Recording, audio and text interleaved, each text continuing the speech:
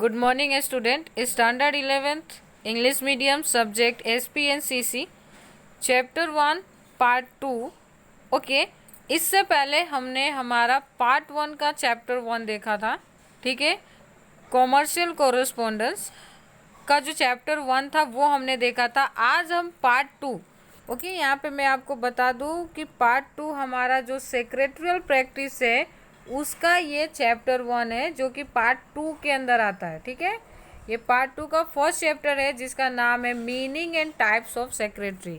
Okay, जो secretary होता है, जो कंपनी सेक्रेटरी होता है, पर्सनल सेक्रेटरी होता है, तो वो सब किस तरह के काम करते हैं या फिर उनकी रिस्पॉन्सिबिलिटी अपने ओनर के लिए किस तरह की होती है, ये सारी चीज़ें आज हम इस चैप्टर में देखने वाले हैं. तो चलो स्टार्ट करते हैं. याद रहेगा part 2 chapter 1 meaning and types of secretary.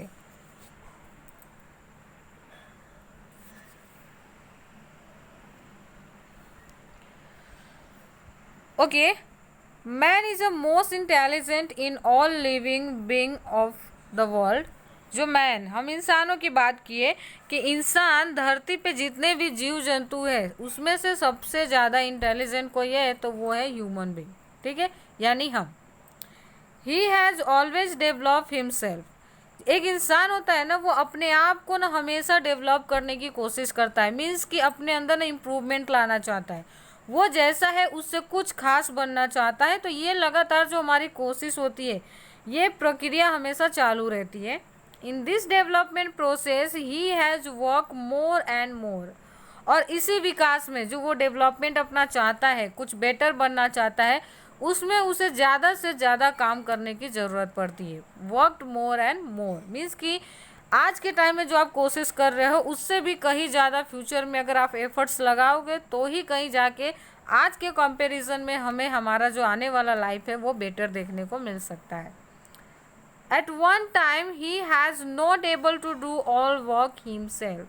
लेकिन हर इंसान के लाइफ में एक समय वो ज़रूर आता है जब उसे ऐसा लगता है कि वो सारा का सारा काम खुद ब खुद नहीं कर सकता. अब ऐसा नहीं है कि अमीर होने की वजह से उसे ऐसा फील होने लगता है कि मेरे पास नौकर चाकर होने चाहिए, मेरा पर्सनल सेक्रेटरी होना चाहिए, मुझे आलीशान लाइफ जीनी चाहिए. ऐसा नहीं. हम हर इंसान की ना एक लिमिटेशंस होती है. हम सबको भगवान ने ना 24 आवर्स का डे एंड नाइट दिया हुआ है, उसी में हम काम कर सकते हैं. और हर इंसान की काम करने की ज़्यादा से ज़्यादा जो कैपेबिलिटी होती है ना, वो ज़्यादा से ज़्यादा अगर एक इंसान सही मायने में काम ना 16 घंटे से ज़्यादा नहीं कर सकता है. ठीक है, फिर भी अगर हम कोशिश करें तो और भी ज़्यादा कर सकते हैं. लेकिन कहीं ना कहीं हमें ये रियलाइज़ होने लगता है कि अब सब काम हमारे से नहीं होने वाला. At that time he required an assistant who could work on behalf of him. और उसी समय हमें ऐसा एहसास होता है कि मेरा कोई असिस्टेंट होना चाहिए जो मेरे तरफ से मेरा काम करे. ठीक है, तो ये चीज़ें हमें यहाँ पे ध्यान रखनी है. The development of commerce started with the development of a man. Commerce, जो आज आप जिस फील्ड में पढ़ाई कर रहे हो ना, कॉमर्स की बात, यानी जिसको हम भाषा में अगर बिजनेस कहें ना तो चलेगा. ठीक है, उसमें होता क्या है कि हम जनरली क्या करते हैं कि कॉमर्स कब से स्टार्ट हुआ डेवलप होना, तो जब से इंसान का डेवलपमेंट शुरू हुआ. यानी हम इंसान पहले से ज़्यादा कैपेबल हुए, पहले से ज़्यादा अपने आप को इंटेलिजेंट क्लेवर बनाने में लगने लगे ना, तभी से ये कॉमर्स का जो स्टार्टिंग पोजीशन है वो शुरू हुआ. Initially, development was slow, but after industrial revolution and due to various invention and discoveries, the new world of commerce arose. वैसे इनिशियली डेवलपमेंट इज स्लो. जो विकास है ना वो बहुत ही स्लो होता है, मतलब धीरे होता है. लेकिन क्योंकि जब इंडस्ट्रियल रिवोल्यूशन हुआ, यानी औद्योगिक क्रांति जिसको हम कहते हैं, बिजनेस शुरू हुआ ना, उद्योग, कारखाने, फैक्ट्री, कंपनी जब स्टार्ट हुआ, तो उसने क्या किया ना कि जो डेवलपमेंट का हमारा जो प्रोसीजर था ना उसको बहुत ज़्यादा एक्टिव कर दिया. और बहुत सारी इन्वेंशन एंड डिस्कवरीज है ना, कॉमर्स के जो वर्ड है ना उसको एक नया आयाम दिया है. यानी कुछ नया वर्ड. कॉमर्स तो पहले से था लेकिन उसके जो कहते हैं ना उसकी जो खासियत थी वो कुछ ज़्यादा ही इंक्रीज हो गई. The modern commerce started with the soul trader business. Modern commerce यानी जो आधुनिक कॉमर्स की बात कर रहे हैं, उसकी शुरुआत किससे हुई? तो सोल ट्रेडर्स बिजनेस से, यानी जिसको आप इंडिविजुअल फर्म कहते हो। ठीक है, कौन सा फर्म? इंडिविजुअल फर्म, जिसका ओनर एक ही होता है। वहाँ से हमने हमारे कॉमर्स की शुरुआत करी। Then partnership firm, company, cooperative society, joint stock, joint sector unit come into existence. Sole proprietorship की कमी के कारण इसके ये जो सोल ट्रेडर्स आपको दिख रहे हैं, इनके लिमिटेशंस को दूर करने के लिए एक एक करके हमने नए चीज़ों को एग्जिस्ट किया, जिसमें पहला था partnership, next company, cooperative society, joint sector, ये सारे आए। The limitations of one firm become responsible for the emerge of other firm in a business। मैंने आपको पहले ही कहा कि सोल प्रोप्राइटर के कमी के कारण पार्टनरशिप आया। ठीक है, ये पार्टनरशिप फर्म, सॉरी,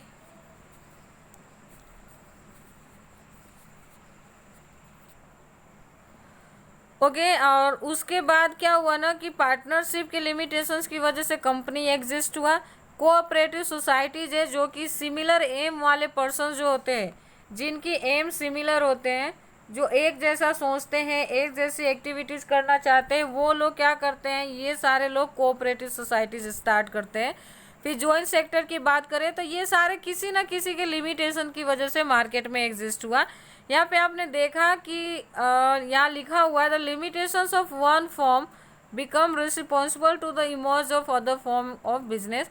एक फॉर्म दूसरे फॉर्म को एग्जिस्ट होने में हेल्प किया, कहीं ना कहीं वो अपने कमी के कारण वो मार्केट में टिक नहीं सका और उसके लिए हमें अदर बिजनेस को स्टार्ट करना पड़ा।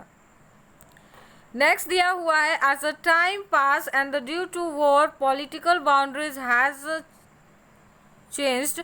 ओके, वॉर जो भी जो देशों के बीच में किसी भी तरह का कॉन्फ्लिक्ट हुआ, प्रॉब्लम हुआ, किसी भी चीज़ को ज़मीन को लेके, कभी किसी जो रिलेशंस था वो ख़राब हुए, जो पॉलिटिकल बाउंड्रीज थे जो हमारे बीच में, वो क्या हो गया, चेंज हो गया। डिफरेंट आइडियोलॉजर्स इमर्ज, और बहुत सारे जो नए नए जो आयाम, जो विचार है वो आने लगे। Due to different type of invention change of information become faster.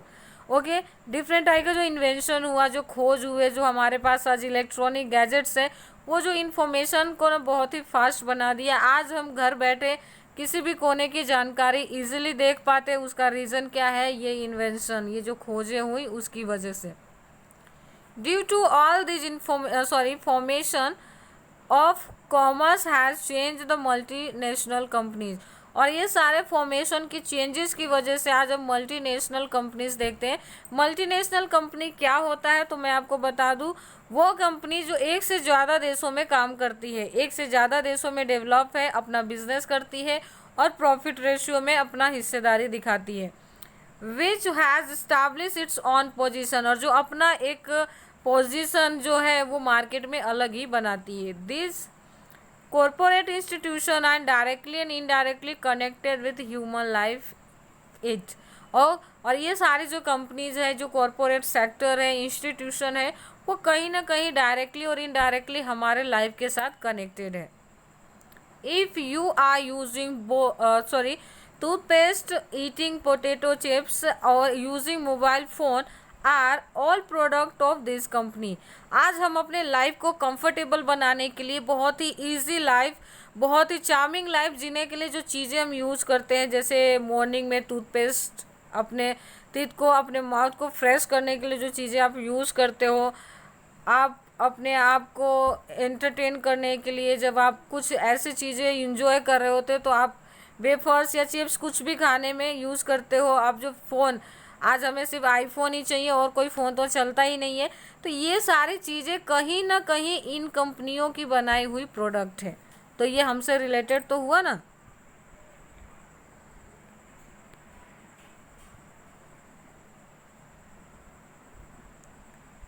Okay, next देखते हैं। In this companies share holder and investors spread all over a countries.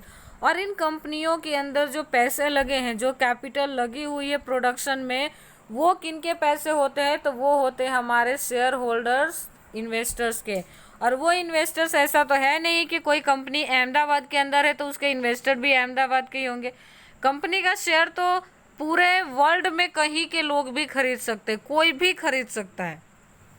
तो इसलिए क्या होगा, अब उनको मैनेज करने का काम कौन करेगा? क्योंकि वो सब तो अलग अलग रहते हैं, ठीक है। Are real owner which are spread all over the country. किसी भी कंपनी के रियल ओनर कौन होता है? तो उसका शेयर होल्डर होता है, जिसने कंपनी के भरोसे पे अपना पैसा, अपने पूरी लाइफ की सेविंग इन्वेस्ट किया होता है, वो होता है कंपनी का रियल ओनर। और वो पूरे भारत में कहीं भी, पर्टिकुलर कंट्री की बात करें, भारत ही क्यों, किसी भी देश के किसी भी कोने में हो सकता है। सो share holder can't manage company, इसलिए वो रियल ओनर होते हुए भी कंपनी को मैनेज करने में कैपेबल नहीं है, क्योंकि वो कंपनी में रेगुलर आ नहीं सकता, कंपनी के इम्पोर्टेंट डिसीजन नहीं ले सकता। इसलिए हमें कोई ऐसा पर्सन चाहिए जो रियल ओनर के तरफ से काम करे। The company is manage by BOD, board of directors की तरफ से मैनेज की जाती है, but manage day to day affair secretary is appointed.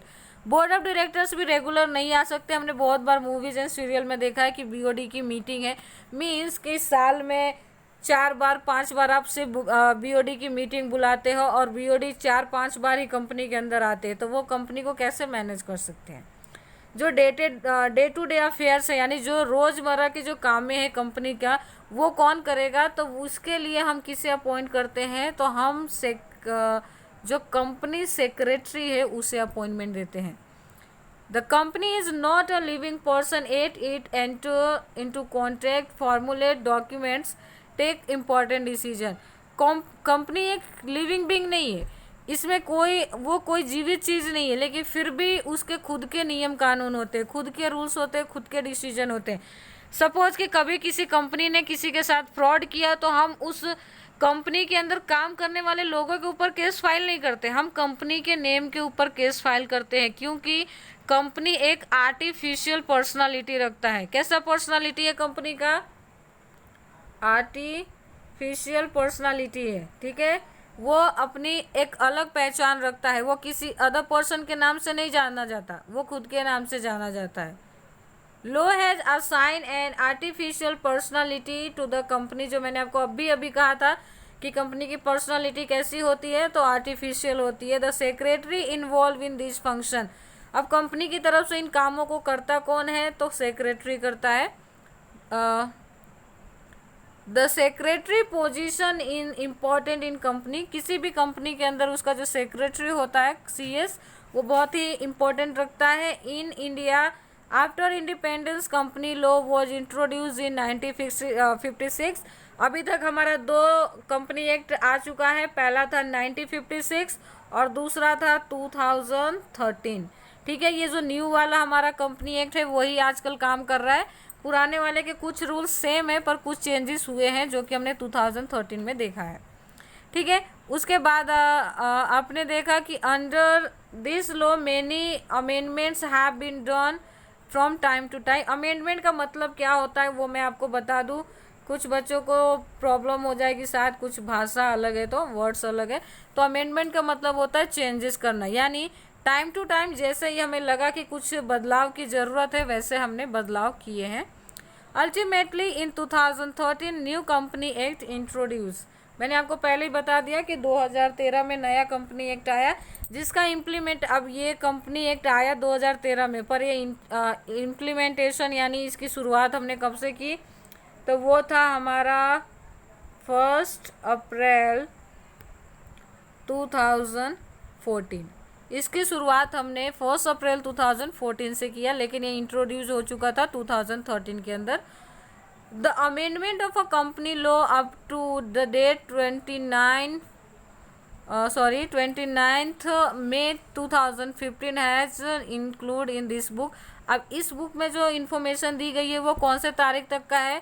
तो 29 मई 2015 तक का दिया हुआ है। तो आज हम अपना लेक्चर यहीं फिनिश करते हैं, नेक्स्ट लेक्चर में देखेंगे कि आगे हमें किस टॉपिक के बारे में बात करनी है। Thank you.